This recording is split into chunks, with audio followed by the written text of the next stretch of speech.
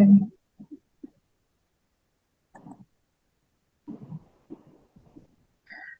welcome everyone.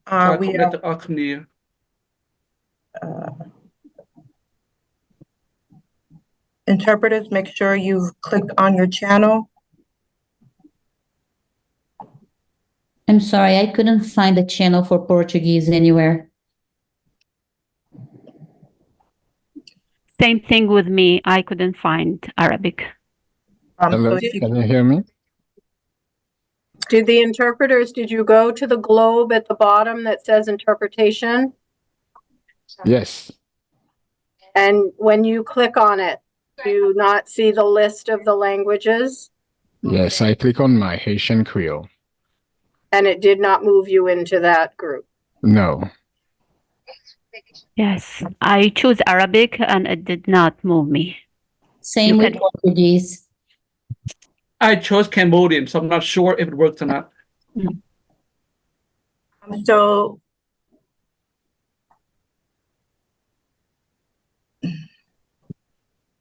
not sure.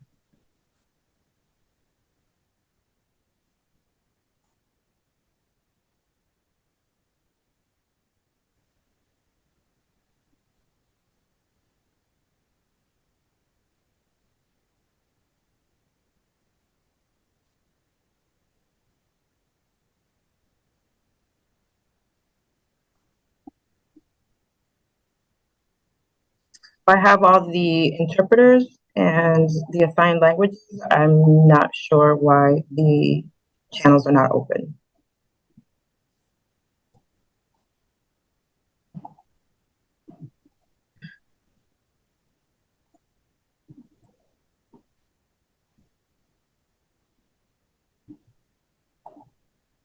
Let me stop sharing and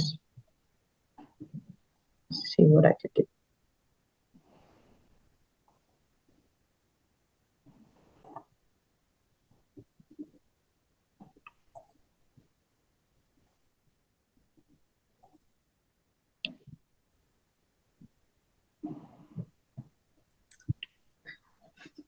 Welcome, everyone. Sejam bem-vindos.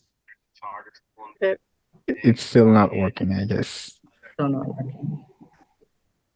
Yeah, so hi Sarah, it's the Portuguese interpreter. So I think all of the interpreters has done what you requested. We clicked on the globe, and then for myself, it shows Portuguese. However, there's not a separate channel assigned. So when you speak, we speak interpreting what you're saying. We're actually speaking over you. Exactly. Yes, I can hear that coming through. They have to rein it back in big time. So I think the same with time. They have to rein it back in.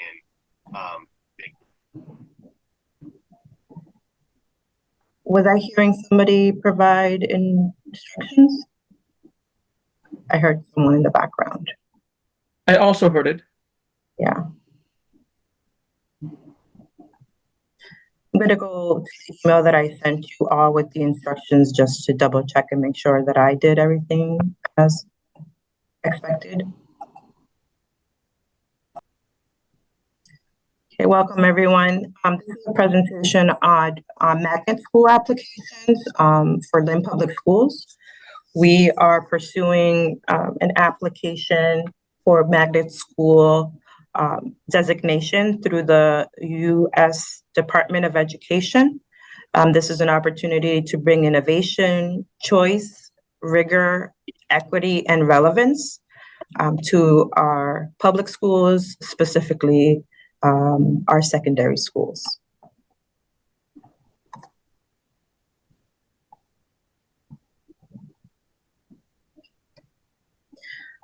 So this is our agenda. We're going to go over why magnet schools for Lynn Public Schools, why theme-based choices for students, college and career outlook for our future graduates, and allow opportunity for questions from you about magnet schools and share our next steps as a district.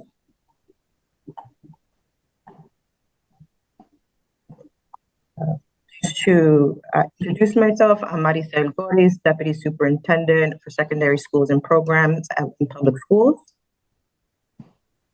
And I'm Shannon Gardner, the Executive Director of Innovation and Grants Management for Lynn Public Schools.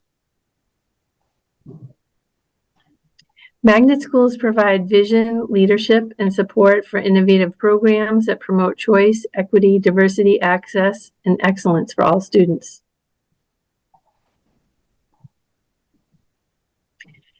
A magnet school is a public elementary or secondary school or center that offers a special curriculum capable of attracting substantial numbers of students of different racial backgrounds.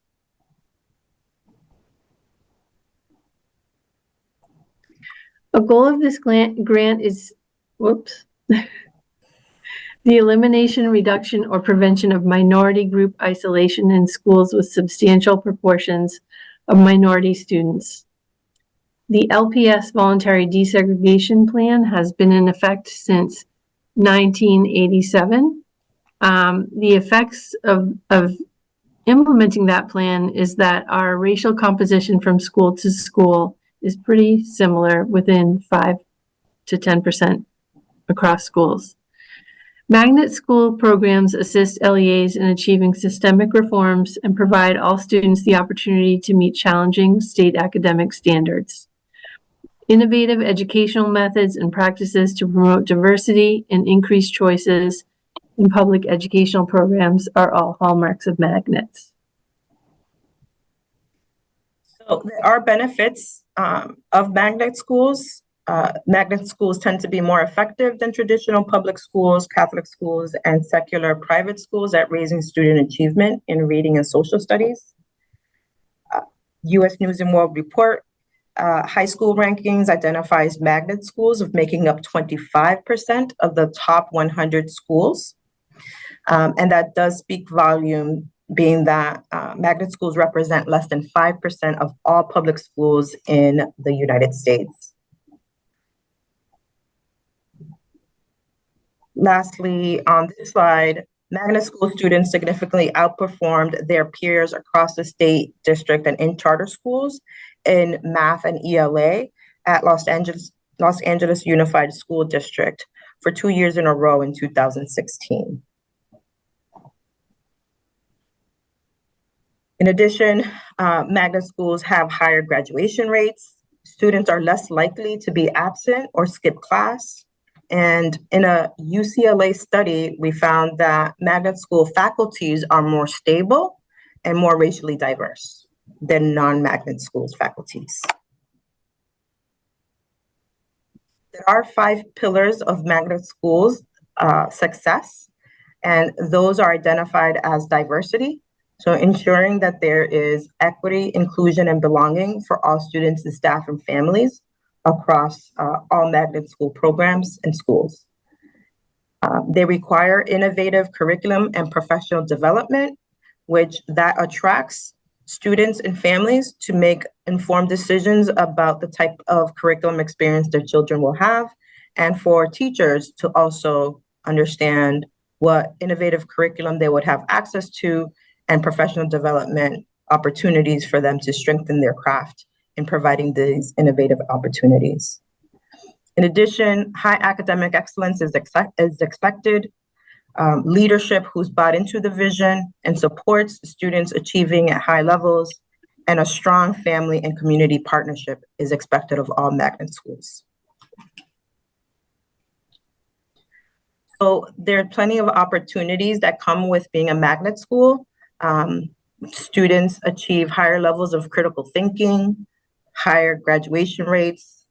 Schools tend to have lower teacher turnover rates, and these schools also produce higher college admission rates. All of the magnet schools have a mission focused on school integration, so ensuring that all students from every neighborhood are represented in the magnet schools, to ensure that there's balance across racial diversity and diverse groups. The grant does also bring about some funds to support access to transportation to make sure that there's a balance across the schools, that the enrollment practices are inclusive, and that the expectation is for targeted family outreach and engagement in order for families to make an informed decision for their students. This Magnet Schools does provide options within the public school system. It offers these specialized curriculum as I identified, and we'll talk more about what that looks like for Lynn Public Schools. And it supports attracting diverse students from all neighborhoods to have access to these specialized curriculum, and provides parent and student choice. They're more likely to be diverse and improving academic outcomes for our students and increasing educational opportunities.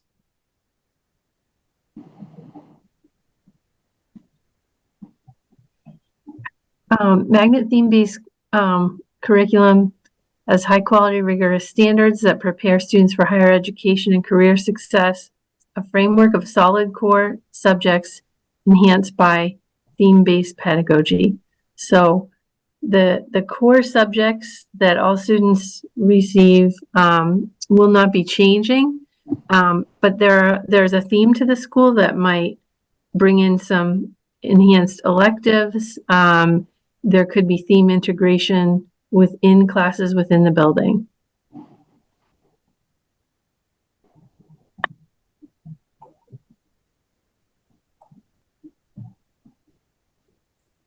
We have a video to show an example of a school district that has various magnet schools and magnet school programs.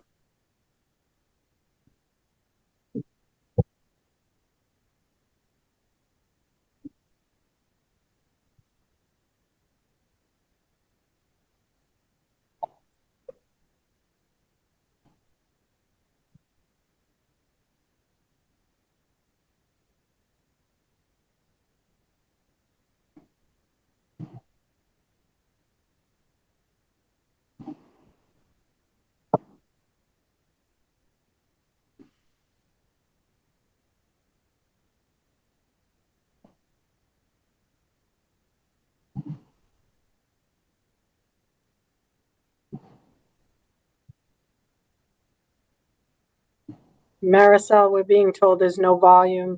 Stop. They can see the video but cannot hear it. You need to share the computer sound as well as screen.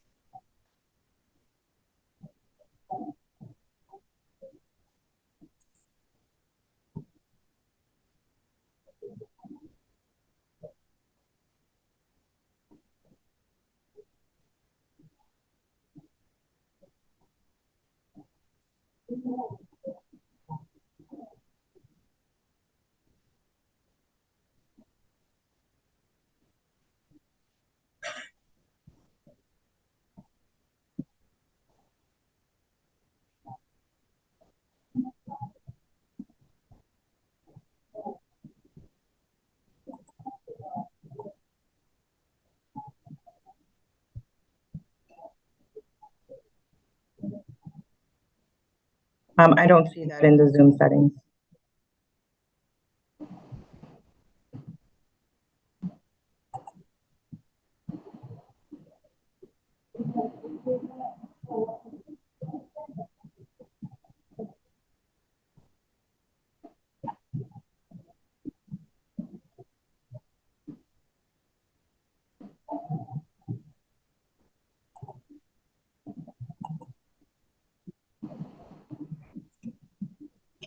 I'm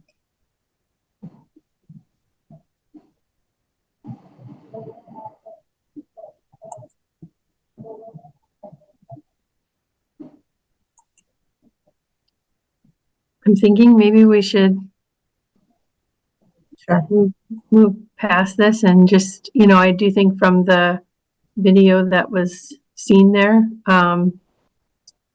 you can see the students are doing lots of different things. That this is a school district. Is it in Rhode Island? Where Newport in Virginia. Newport, Virginia, where many of the schools are magnet schools, and they've taken advantage of themed education and magnet school funding to be able to do some incredible things. So you could see students learning about the health field. You could see students learning about aviation and using some very specialized equipment, and that's all made possible through magnet school grants.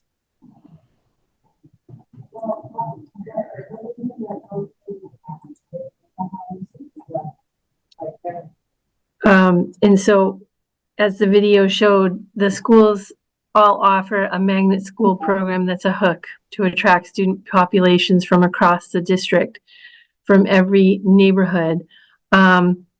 This is a way also to introduce school choice. And so students who are entering high school in 8th grade will have been given an opportunity to learn all about the magnet schools in the district and learn what they offer.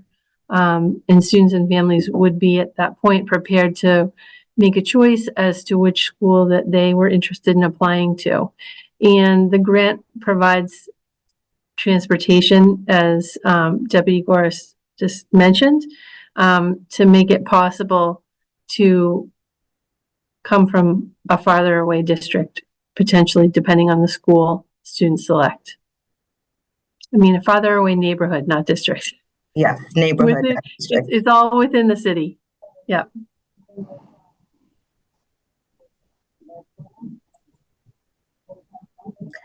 So identifying our themes for our district. So there is no cookie cutter model for districts to determine the needs of their customers, which are our students, and decide what model is best.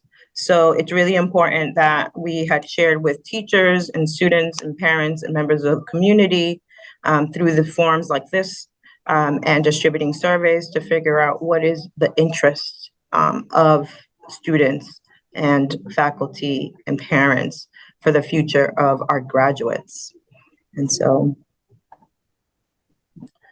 this is a timeline that we've been working with. March 28th, we provided an introduction to magnet schools at school committee. The week of April 1st, we provided information to the faculty at both classical and English, as they would be two of the schools that would be highly impacted by magnets, having a magnet school status by identifying a theme.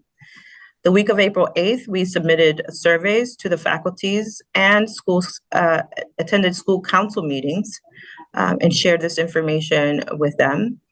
The week of April 22nd, our hope was to meet with Centering Youth Voices and student government meetings and hold family forums at both classical and English, and also provide service to students and surveys to families. So we did send out an email communication through School Messenger to all families grade 5 through 10 and students with a link to this PowerPoint presentation that they can view themselves, and made this form available as a webinar in order to answer any questions that individuals may have. And our application is due not May 15th, but May 13th to the Department of Education.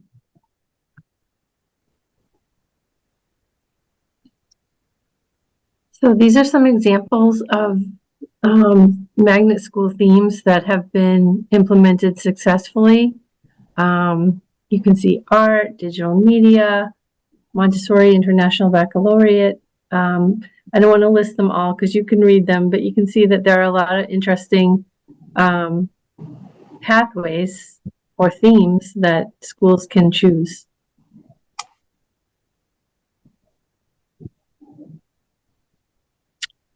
So, I mean, depending on what themes rise to the top from surveys, results, we could call a theme a STEM theme. So let's say people choose biomedical science, then the school could be a STEM school, and we could include a framework philosophy like International Baccalaureate and Cambridge International Education.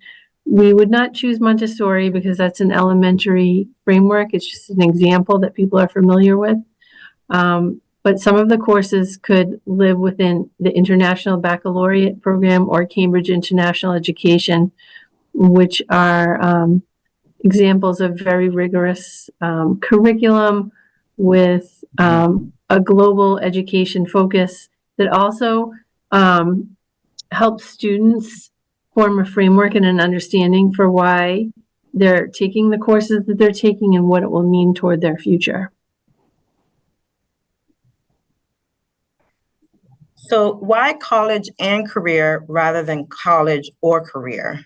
As many of you know, Massachusetts is consistently the top four among the most expensive states to live in the United States.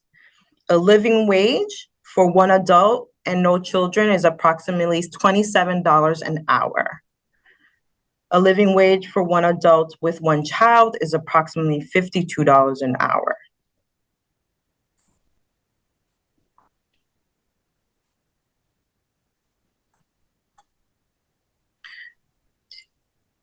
Go ahead, Jen. So we looked at a 10-year projection provided by the U.S. Department of Labor. There are projected to be 530,000 annual jobs. Of those, only 40% pay a living wage for one adult with no children. Of 213K jobs, 75% require some form of post-secondary education. This leaves only 54,000 jobs with a living wage for one adult with no children that do not require post-secondary education. When we subtract the 10,000 annual openings for workers in the skilled trades, that leaves only 44,000 jobs with a living wage for one adult with no children that do not require post-secondary education. Given these facts and that Massachusetts is so expensive to live in, one of our goals with these pathways are to provide courses that can give students skills.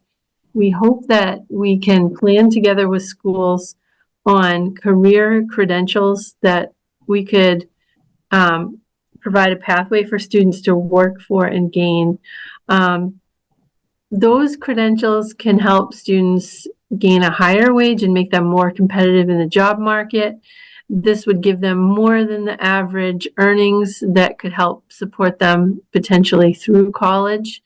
Of course, we want our students to be in great, exciting classes that look great on their transcripts, and we want them to get into great colleges with scholarships behind them. So we want the best for students, and we are recognizing that we have to put them on paths that hold value in their education.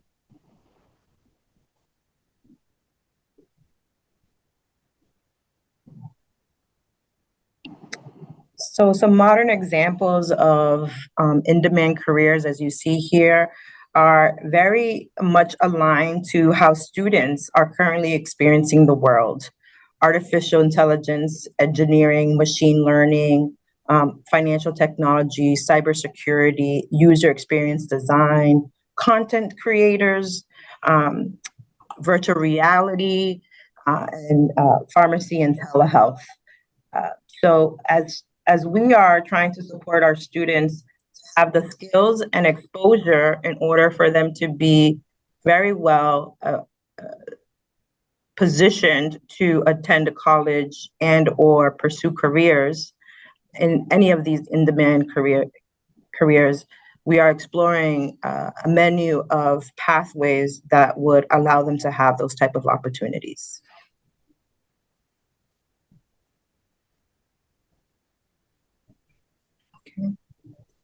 So what are your questions about magnet schools?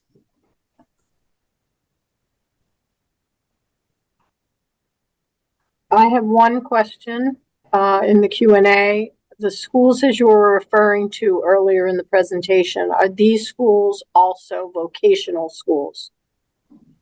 No, vocational schools are Chapter 74. We already have a Chapter 74 school that is the Lynn Vocational Technical Institute.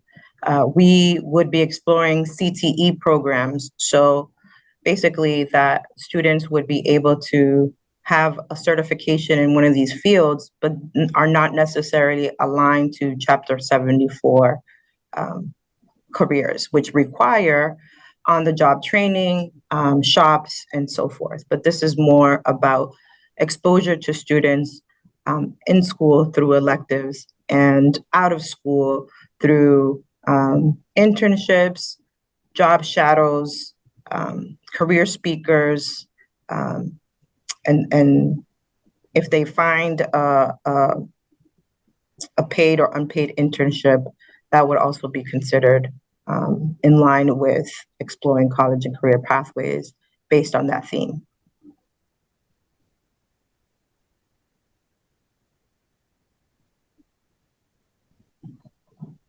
Any other questions?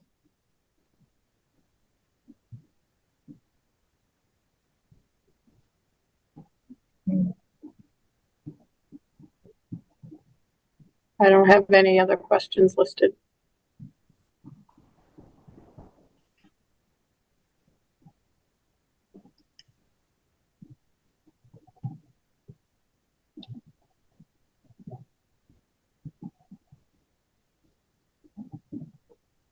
Okay, I see a question on the webinar chat, not the Q&A.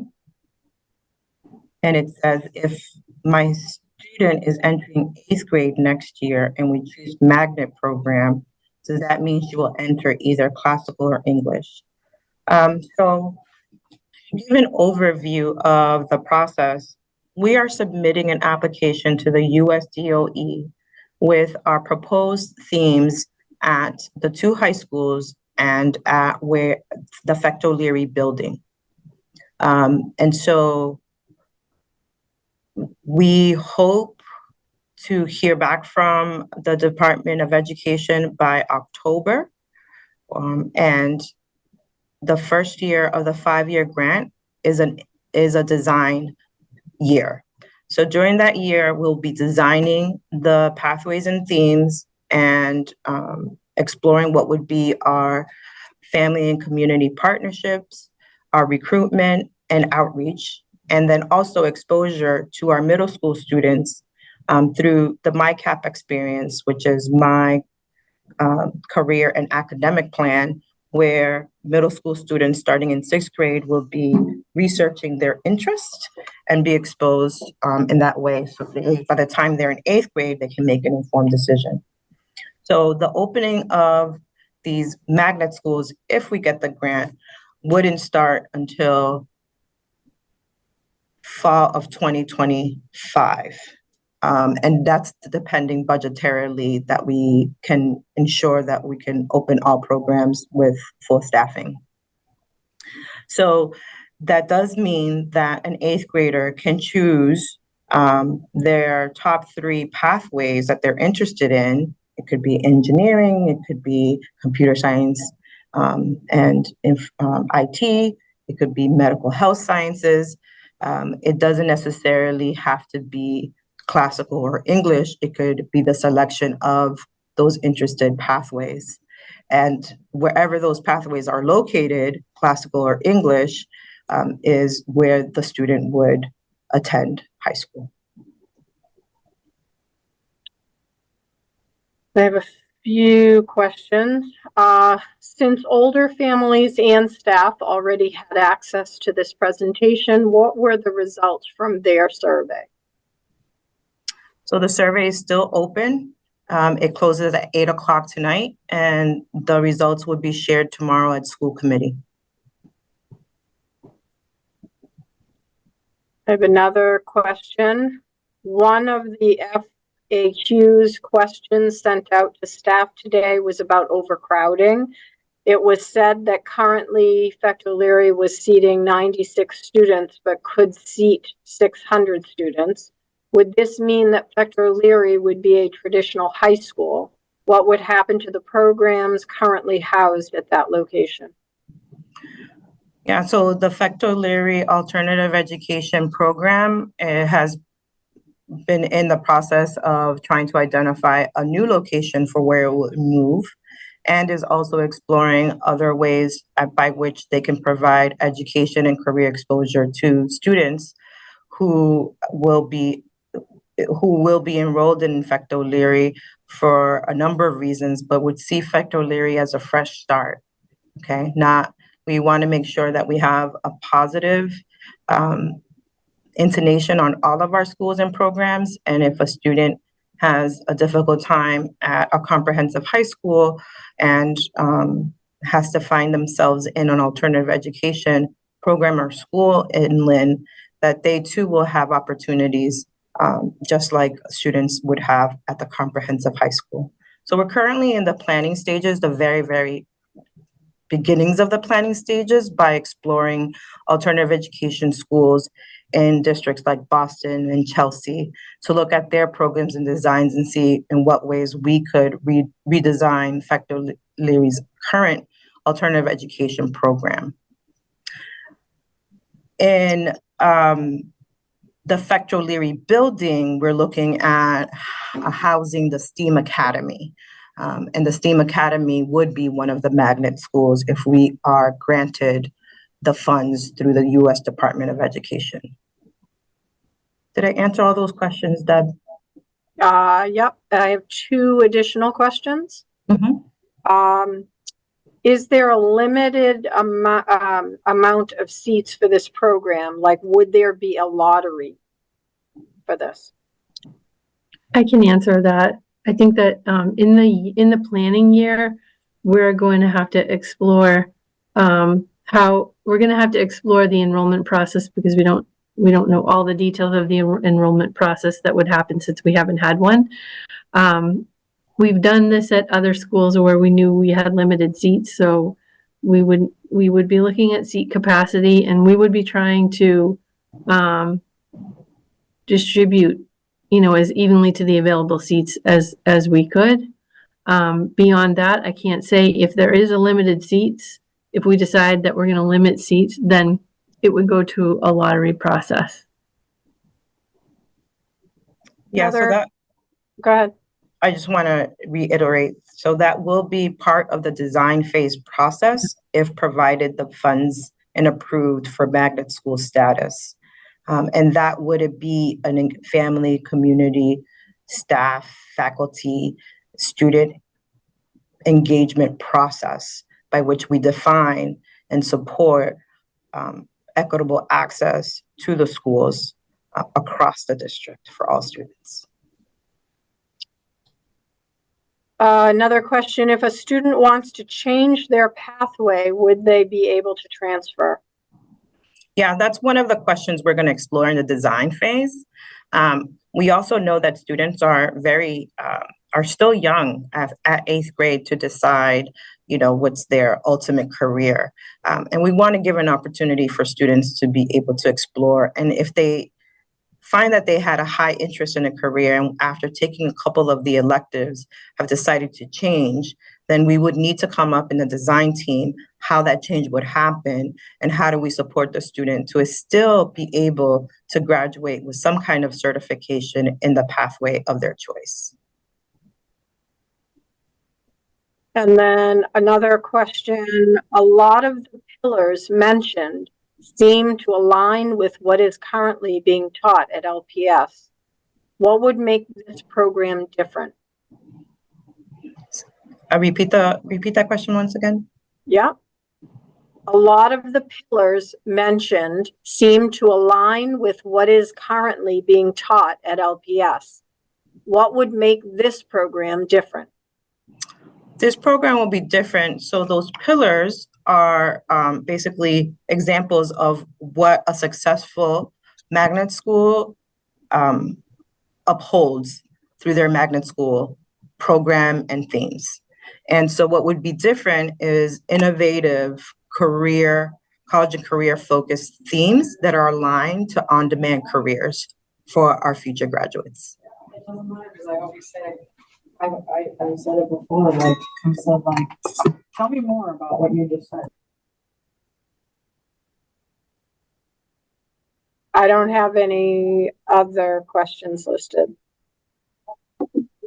There is one question on the chat that says, can you talk about enrollment process? Also, would teachers be certified? So we did talk about the enrollment process that is not yet defined. That would be the process in the design phase.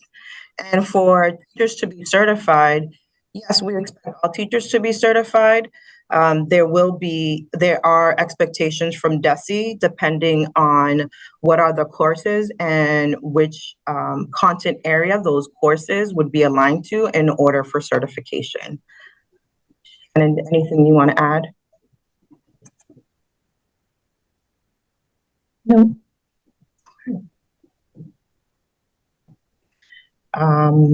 I do want to share what the themes are that if you have already looked at the survey, will be looking at the survey, you'd be able to see and how those themes that we have outlined as choices are aligned to the demand careers. 1 second as I'm moving to share my screen.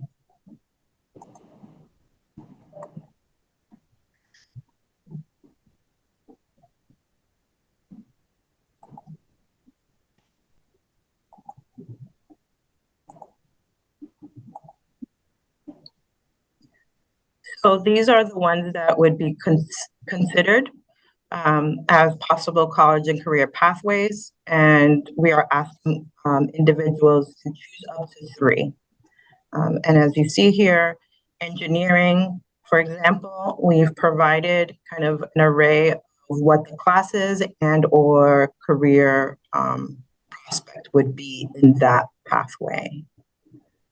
And you'll see that in environmental science, in financial technology, in medical health sciences, IT computer science, visual and media studies, as well as pre-law.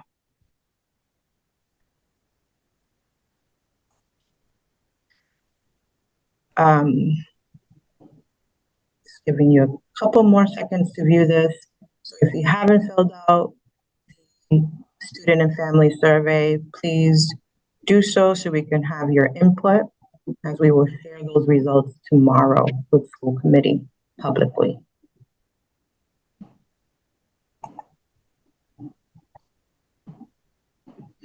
So we are excited about an opportunity to bring additional funding to Lynn Public Schools so we can offer a diverse set of innovative courses and pathways for our students to have successful options after graduation. Our students deserve it.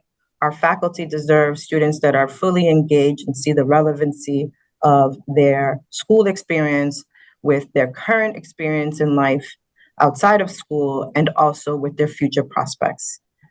I hope that this would help us to also build a sense of belonging and inclusion as students who are having similar interests would be working and learning together as they explore these options and build their skills and capacity. Thank you all for being here tonight. We do have one question that just came in. Who is funding the grant? DOE? Yes, the U.S. Department of Education is the funder, and it's a 5-year, $15 million grant.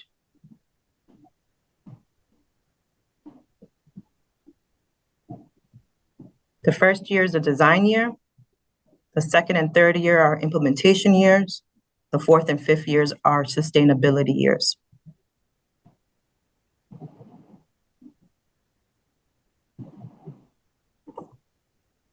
Excellent. These are all great questions.